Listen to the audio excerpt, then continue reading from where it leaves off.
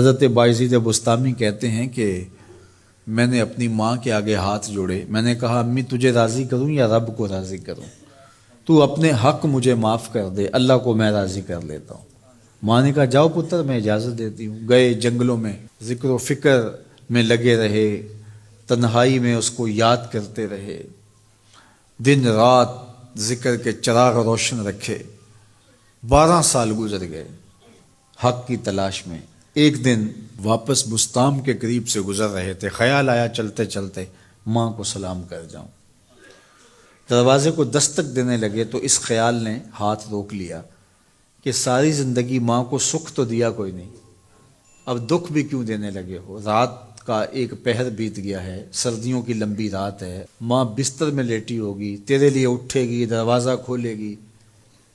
دروازے کے ساتھ ہی لگ کے بیٹھ گئے اور ساری رات کاٹ دی، اس خیال سے کہ ماں کو تکلیف نہ ہو۔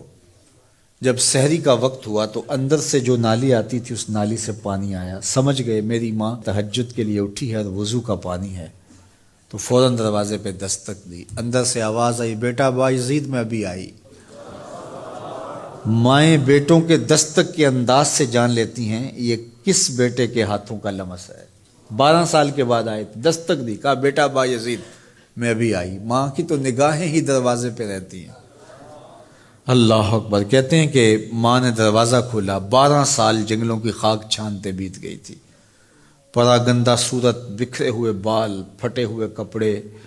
میری ماں کی جب نگاہ میرے پہ پڑی تو اس کی چشمان سے موٹے موٹے آنسو ٹپکنے لگے، اور اس نے ایسے ہاتھ پھیلا کے کہا مالک میرا بیٹا بایزید تیری طلب میں نکلا تھا، تو نے ابھی تک اسے اپنا قرب نہیں دیا۔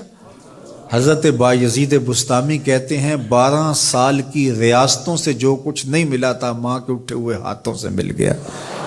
میں نے کہا مالک میں تجھے کہاں ڈھونڈ رہا ہوں، تو کہاں موجود ہے؟ تو ماں باپ کی رضا اللہ کی رضا کا دروازہ کھولتی ہے۔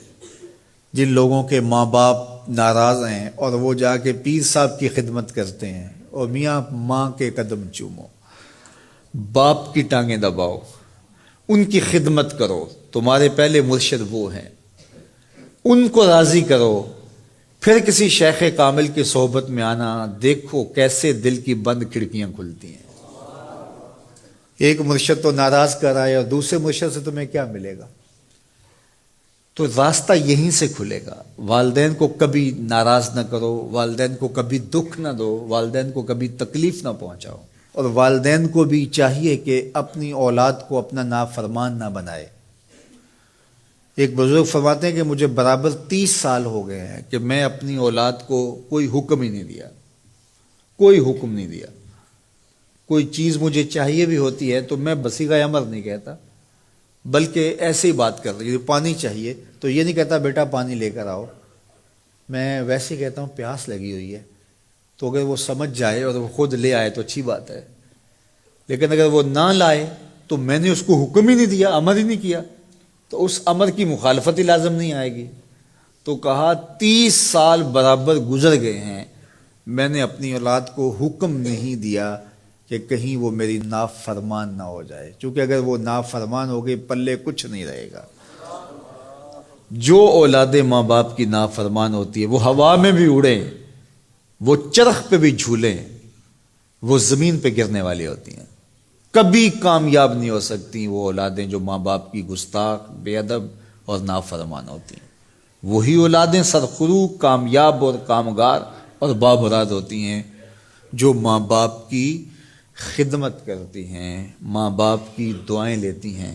وہ ایک بچہ ماں باپ کے پاؤں دبا رہا تھا، تو ایک بچہ ایک بر اعظم میں، دوسرا دوسرے بر اعظم میں، تیسرا تیسرے بر اعظم میں بڑے بڑے کاروبار کر رہا تھا۔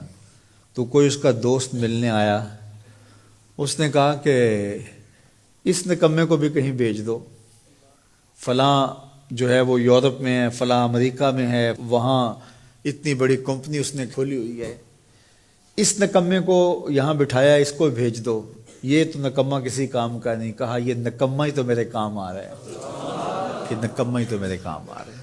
تو اولاد خوش نصیب ہے کہ اپنے ماں باپ کی خدمت کرے، اور ان کے ساتھ حسن سلوک کرے۔